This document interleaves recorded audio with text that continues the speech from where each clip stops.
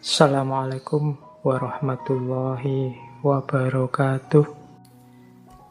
Nah, penghalangnya sekarang.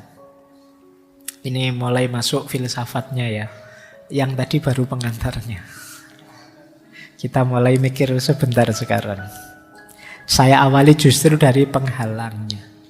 Kenapa sih orang-orang hari ini sulit hidup minimalis atau pakai saja diksi lama, kita sering pakai istilah hidup sederhana. Kenapa kok orang sulit hidup minimalis? Yang pertama, FOMO. FOMO itu fear of missing out. Jadi orang yang takut hilang, takut ndak update, takut ketinggalan zaman. Ini namanya FOMO. Pakai HP jadul khawatir dianggap, oh kamu lahir abad berapa kok HP-mu jadul. Nah, kita takut digituin sama orang. Jadi, wah ini merek lama sekali kok masih kamu pakai ya. Ini adanya enggak di toko yang kayak gini, di museum ini mestinya misalnya. Kamu khawatir digituin oleh temanmu. Itu namanya FOMO. Fear of missing out. Sampai level tertentu FOMO ini sejenis anxiety disorder, gangguan kecemasan. Itu yang membuat kita kadang-kadang mau keluar saja, itu gonta-ganti baju berapa kali misalnya. Ini cocok enggak ya? Ah enggak sih mungkin, ganti ini ya. Karena khawatir apa? Khawatir dianggap jelek sama orang. Nah itu sejenis FOMO ini. Jadi, dan FOMO ini sering dimanfaatkan oleh para produsen. Jadi sering dimanfaatkan oleh pabrik-pabrik besar, korporasi-korporasi untuk menjual produknya. Jadi manusia masa kini itu ya pakainya ini. Itu kan iklan-iklan kan selalu begitu. Orang pintar itu minum ini. Ah, itu pakainya. Jadi memanfaatkan ini. Terus kita kalau tidak minum itu, saya sebenarnya tidak pingin itu, tapi nanti jangan-jangan nggak dianggap pinter saya. Itu sejenis FOMO namanya. Jadi dimanfaatkan ketakutan kita untuk tidak update, untuk tidak mengikuti situasi. Kadang-kadang produk terbaru dengan produk yang lama itu sama saja, cuma beda kemasannya sama cara mempromosikannya. Itu pun kita ingin ganti beli yang terbaru. Jadi misalnya kayak HP, Pak ini HP saya masih 64 MB Pak, sekarang yang terbaru itu 108 MB. Lah emangnya kamu pakai untuk moto ya? Jarang sih Pak, yo saya itu. Nah itu guna berarti. Padahal ya sama saja yang lama sama yang baru. Oke ya, jadi ini penghalang. Hati-hati dengan ketakutan ketinggalan zaman, ketakutan tidak update. Sering membuat kita tidak rasional, tidak fokus pada kebutuhan. Penghalang kedua, konsumerisme. Semangat mengkonsumsi.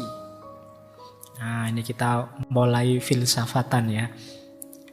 Misalnya konsumerisme itu ada kalimat dari Erich Fromm.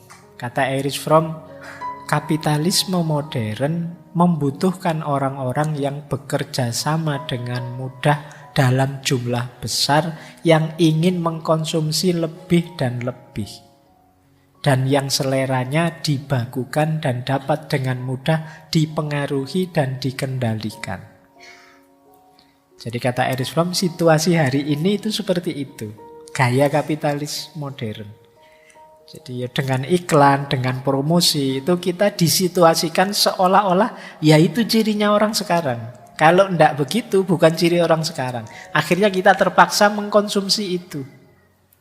Padahal mungkin kita enggak terlalu suka yang itu. Misalnya, loh kalau anak muda sekarang ya begitu, celananya agak ketat, terus pantatnya agak ke bawah, yang belakang agak melorot sedikit, kan gitu sekarang tren yang baru kadang-kadang celana itu. Loh yang tren itu yang terus kita karena ikut ini, yang gitu ya Pak, yang iya di iklan-iklan begitu. Akhirnya kita beli yang begitu. Dan betapa tidak nyamannya kita kan, terus ini celana kok melorot terus ya Pak. Ya memang modelnya melorot begitu. Dan kamu tidak nyaman dengan itu. Kenapa? Kamu tadi bacanya hanya ikut tren saja. Yang terbaru kamu ikuti, padahal kamu mungkin belum butuh itu. Kayak kamu pegang HP terbaru, bisanya cuma telepon sama WA misalnya.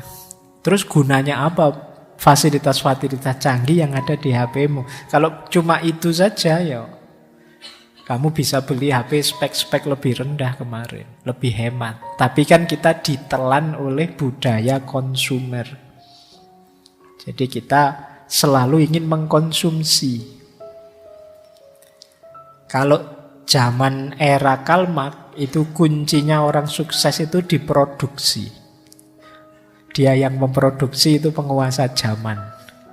Sementara belakangan modern terakhir itu kuncinya orang sukses itu kebalikannya, dia yang mengkonsumsi. Siapa mengkonsumsi apa? Kita cenderung kagum, wow pada orang yang bisa mengkonsumsi barang-barang paling update, paling mewah, paling baru. Nah, ini penyakit kita hari ini. Kata Yuval Harari, yang mungkin bukunya sudah pernah kalian baca ya, Sapien itu, kapitalisme dan konsumerisme adalah dua sisi mata uang yang sama. Gabungan dari dua perintah. Perintah tertinggi untuk orang kaya adalah investasilah. Perintah tertinggi untuk kita yang orang biasa itu belilah. Jadi kita itu tidak sadar, di telinga kita, di otak kita tiap hari, wong kita orang biasa itu selalu belilah, belilah. Milikilah, milikilah, ini itu. Makanya meskipun di HP itu banyak fasilitas intelijen, ada buku, ada wawasan dan lain sebagainya, mungkin kita lebih banyak buka-buka Shopee, buka-buka Tokopedia, buka-buka untuk nyari barang murah, barang terbaru. Kenapa? Perintahnya belilah. Nanti begitu kita agak kaya, punya uang sedikit, yang di kepala kita bukan lagi belilah, tapi investasilah. Terus kamu ketipu investasi bodong. Jadi hari ini cara berpikirnya orang itu. Kalian kan membayangkan segera nanti Pak, setelah saya lulus kuliah saya bisa kerja. Kerja itu kan sebenarnya bukan target finalmu. Target finalmu kalau sudah kerja Pak, saya dapat gaji, bisa beli ini, bisa beli itu. Bisa punya rumah Pak, bisa punya mobil Pak, bisa punya. Targetmu kan selalu ke sini pada akhirnya. Ini namanya budaya konsumerisme. Ini nanti yang jadi biang keladi, sulit kita hidup minimalis. Nah, yaitu ada lagi quotes dari John Powell. Untuk hidup sepenuhnya, kita harus belajar bagaimana memanfaatkan barang dan mencintai orang. Bukan sebaliknya, mencintai barang dan memanfaatkan orang. Kita sering terbalik. Kita menggunakan orang untuk kesenangan kita. Nah itu kebalik. Ya kalau barangnya kita manfaatkan, orangnya kita cintai. Bukan barangnya kita cintai, orangnya kita manfaatkan. Itu hati-hati ya yang putri-putri. Coba dicek nanti kalau ada yang pendekatan, cara berpikirnya gimana. Jangan-jangan cara berpikirnya mencintai barang dan memanfaatkanmu. Cirinya gampang kalau diajak ke kantin atau kemana minta ditraktir. Nah itu berarti mencintai barangmu saja dan memanfaatkanmu. Harusnya kebalik. Dalam hidup ini ya kita orangnya kita cintai, yang dimanfaatkan barangnya. Oke, lanjut. Ada lagi problem penghalang, yaitu ketamaan. Kalau ini teman-teman mesti ngerti, greedy. Manusia itu punya satu karakter negatif, kalau sudah senang sesuatu sulit dibendung dan sulit berhenti. Kalau bahasanya Al-Quran, alhaqumut takasur. Berhentinya apa? Hatta zurtumul makobir. Sampai mati, sampai masuk ke kuburan baru berhenti. Selama masih hidup pingin takasur, pingin nambah terus, nambah terus. Ini namanya ketamaan. Katanya Gandhi, bumi ini menyediakan cukup persediaan untuk memenuhi kebutuhan semua orang.